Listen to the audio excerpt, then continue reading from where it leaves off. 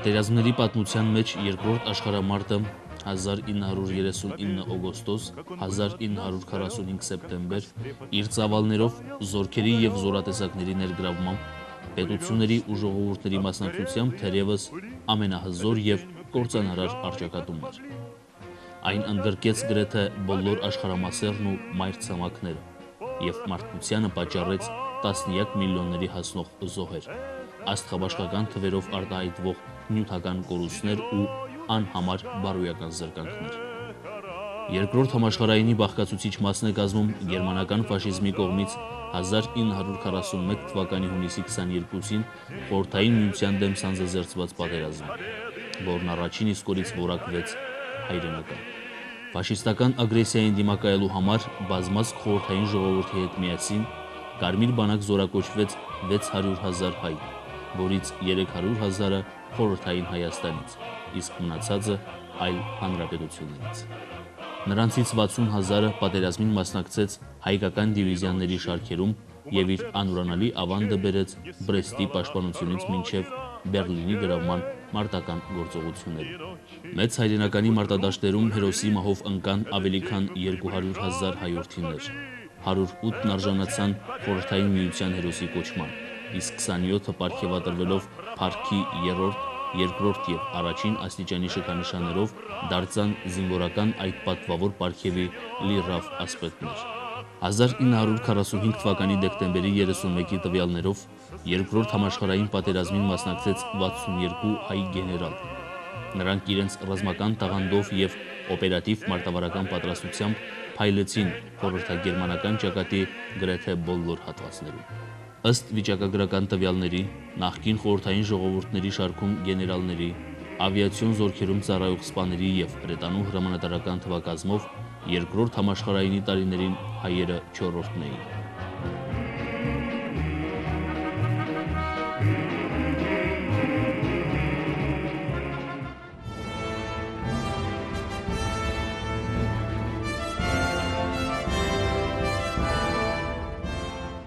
Հայրենական մեծ պատերազմի առաջին օրերին, ինչպես նախկին Խորհրդային Միության մի շարք հանրապետություններում, այնպես էլ Հայաստանում կազմավորվեցին ազգային զորամիավորումներ։ Դրանց թվում էին 89-րդ, 261-րդ, 390-րդ, 408-րդ և 409-րդ դիվիզիաները, որոնց անձնակազմի կեսից ավելին հայեր էին։ Նշված զորամիավորումները համալրվում էին Հայաստանից, Լեռնային Ղարաբաղից և Վրաստանի հայաշատ վայրերից։ Հատկանշական է, որ վերոհիշյալ դիվիզիաներից յուրաքանչյուրն անցավ մարտական փառավոր ուղի և իր բացառիկ ներդրումն ունեցավ հաղթանակի կերտման գործում։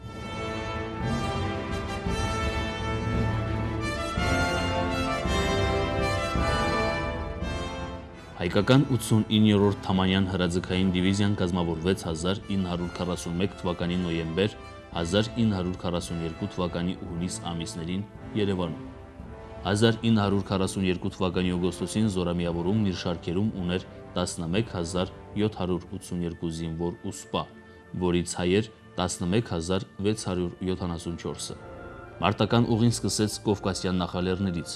Գրոզնու մատույցներից և Թամանյան թերակղզու վրայով անցավ Լեհաստան,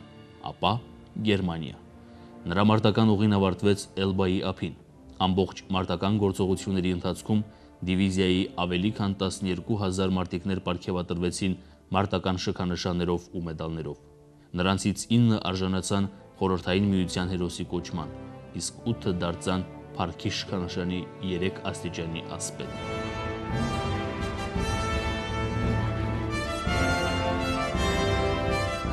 Հայկական 390-րդ հրաձգային դիվիզիան, որը կազմավորվեց Կերչի թերակղզում, 1942 թվականի փետրվարից մասնակցեց Կերչի պաշտպանության ծանր մարտերին,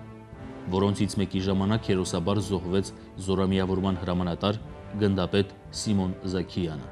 1942 թվականի ապրիլի 19-ի տվյալներով դիվիզիայի անձնակազմի 9133 զինվորներից 5744-ը հայեր էին։ 1942 թվականի հունիսի 14-ին արյունահեղ մարտերի ընթացքում ունեցած հսկայածավալ կորուստներից հետո զորամիավորումը ԽՍՀՄ պաշտպանության ժողկոմի հրամանով կազմացրվեց։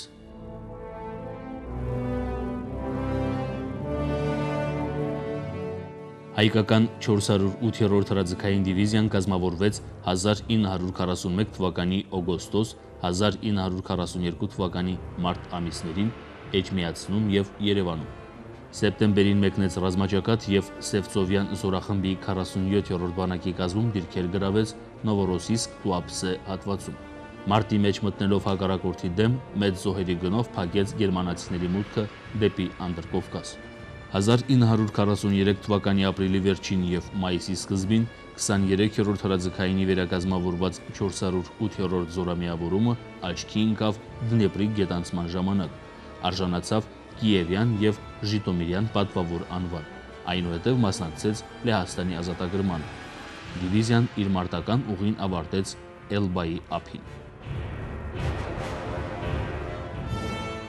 1942 թվականի դեկտեմբերի 2-ին 409-րդ հրաձգային դիվիզիան Լենինականից մեկնեց գործող բանակ եւ Մոզդոկի տակ Անդրկովկասյան ռազմաճակատի 44-րդ բանակի կազմում մարտերի մեջ մտավ մինչև ատամները զինված հակառակորդի դեմ։ Դիվիզիան իր կազմում ուներ 13837 զինվոր ու սպա, որից 13460-ը հայեր էին։ Զորամիավորման մարտական ուղին ձգվեց Կովկասյան նախալեռներից դեպի Ուկրաինա, Հունգարիա, Ավստրիա, Չեխոսլովակիա։ Դիվիզիային շնորհվեց Կիրովգրադյան, ապա Բրատիսլավյան պատվավոր անունը։ Պարգևատրվեց նաև Բոգդան Խմելնիցկու երկրորդ աստիճանի շքանշանով։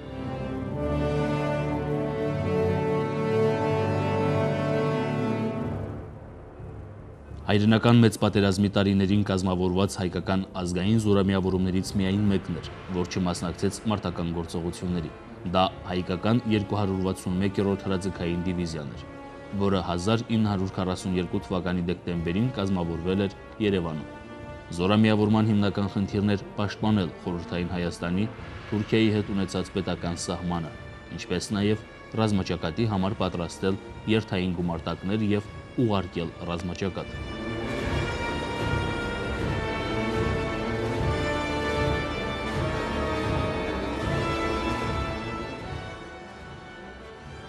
Մեծ հայրենականի տարիներին Հայաստանում կազմավորվեցին կամ վերահամալրվեցին նաև 61-րդ, 136-րդ, 138-րդ, 151-րդ, 236-րդ, 320-րդ, 406-րդ հրաձգային դիվիզիաները եւ մի շարք բրիգադներ, որոնք թեև պաշտոնապես չէին կոչվում ազգային, բայց նրանց զինանձնակազմի զգալի մասը ռազմաճակատ մեկնելուց առաջ բաղկացած էր հայ մարտիկներից։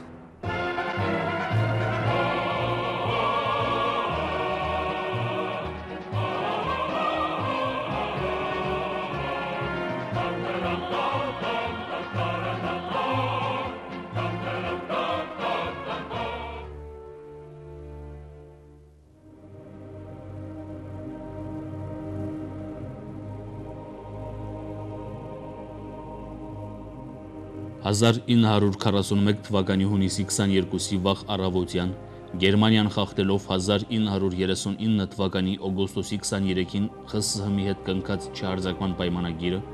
առանց պատերազմ հայտարարելու հարձակվեց Խորհրդային Միության վրա եւ առաջին իսկ օրը 250-300 կիլոմետր խորությամբ ռմբահարեց Մոլդովայի, Ուկրաինայի, Բելոռուսիայի եւ Մերձբալթյան հանրապետությունների տնտեսական ու ռազմավարական կարևոր նշանակության կենտրոնները։ Հակառակորդի կողմից սանձազերծված պատերազմի սկզբնական փուլում հերոսաբար էին մարտնչում խորհրդային բանակի շարքերում ծառայող հայ զինվորները։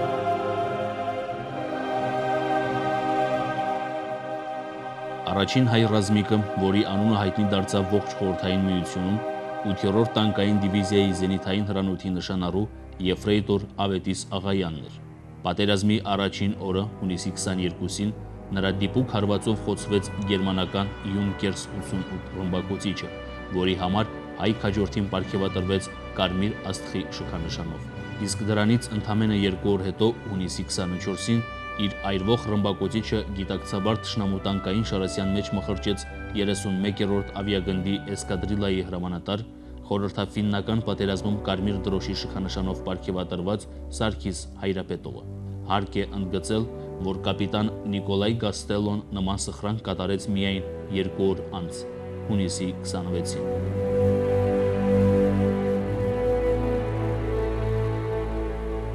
Մեծ հայրենականում խորհրդագերմանական առաջին խոշոր առճակատումը տեղի ունեցավ 1941 թվականի սեպտեմբերի 30-ից մինչև 1942 թվականի ապրիլի 24-ը Մոսկվայի մատույցներում,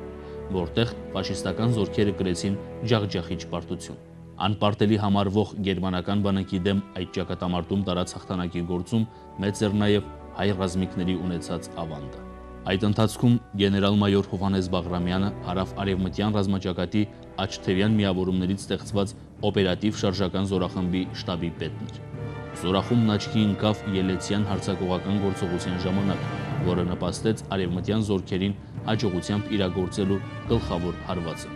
Այդ հաջողությունը պայմանավորված էր նաև ռազմաճակատի հրետանու պետ գեներալ-լեյտենանտ Միքայել Պարսեղովի, վերջինիս տեղակալ գնդապետ Իվան Վեքիլովի, ռազմաճակատի քաղաքվարչության պետ բրիգադային կոմիսար Սերգեյ Գալաջևի անձնուրաց աշխատանքով։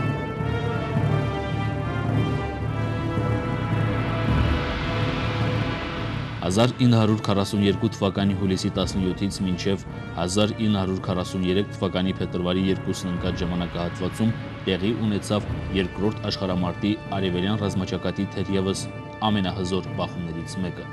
Ստալինգրադյան ճակատամարտը, որի ռազմական գործողություններն ընդգրկել էին ավելի քան 100,000 քառակուսի կիլոմետր տարածք եւ տևել 200 օր։ Ստալինգրադի ճակատամարտում իրենց մասնակցությունը բերեցին Հայաստանից ռազմաճակատ մեկնած 76-րդ, 136-րդ եւ 138-րդ հրաձգային դիվիզիաները։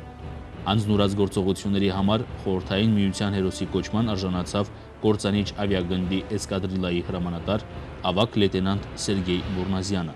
որը Ստալինգրադի երկնակամարում կատարել էր 266 մարտական թռիչք, անձամբ ցած գցել թշնամու 22 ինքնաթիռ, իսկ խմբակային մարտում ոչնչացրել 2 կործանիչ։ Ճակատամարտի առաջին օրերին իր սխրանքով աչքի ընկավ հրաձգային գնդի հրամանատար գվարդիայի մայոր Մաթևոս Մադաթյանը, որն արժանացավ Լենինի շքանշանին։ Ռազմաճակատում մարտնչող 5-րդ տանկային բանակի ռազմական խորհրդի անդամներից էր գեներալ-լեյտենանտ Հայկ Թումանյանը, իսկ 1942 թվականի նոյեմբերյան հակահարձակման ժամանակ հրետանային նախապատրաստությունը ղեկավարում էր Մոսկվայի պաշտպանությունում իրեն լավագույնս դրսևորած գեներալ-մայոր Իվան Վեքիլովը։ Ուկրաինական երկրորդ ռազմաճակատի Ստալինգրադյան տանկային բրիգադի հրամանատարն էր գեներալ-մայոր Բագրատ Իսահակյանը։ Ստալինգրադյան ճակատամարտում ցուցաբերած անձնազոհության համար բազմաթիվ հայորդիներ պարգևատրվեցին կառավարական բարձր շքանշաններով ու մեդալներով։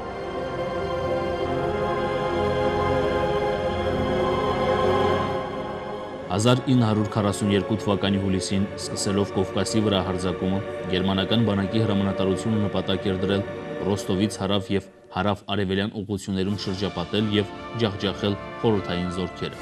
գրավել հյուսիսային Կովկասը, ապա հաղթահարելով Կովկասյան գլխավոր լեռնաշղթան, դուրս գալ Անդրկովկաս եւ անմիջական կապ հաստատել խորհրդային սահմանում տեղաբաշխված թուրքական բանակի 26 դիվիզիաների հետ։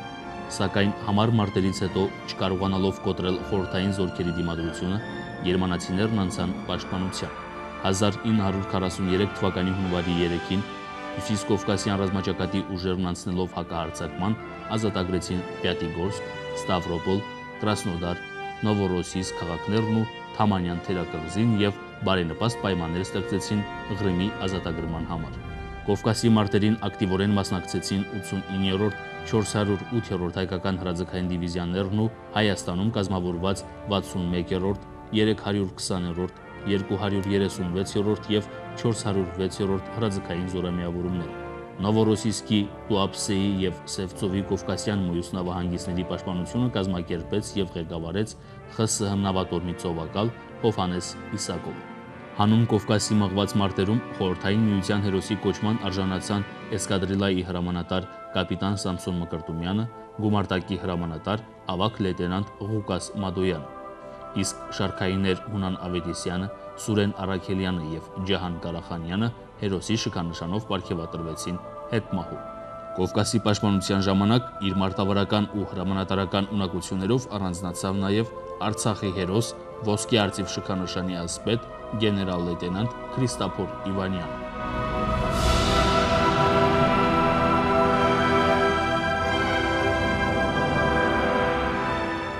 1943 թվականի սկզբին արևելյան ռազմաճակատում չունենալով լայն ճակատով գրոհելու անհրաժեշտ ուժեր և միջոցներ, գերմանական հրամանատարությունը որոշեց բոլոր ջանքերը կենտրոնացնել Կուրսկի աղեղի շրջանում և հզոր հարվածով կոտրել խորհրդային զորքերի դիմադրությունը։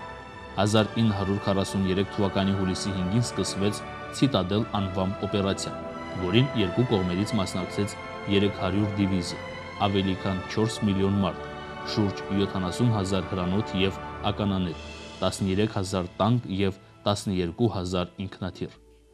Մասնակիցների թվականակով դա ամենախոշոր ճակատամարտն էր մինչ այդ եղածներից։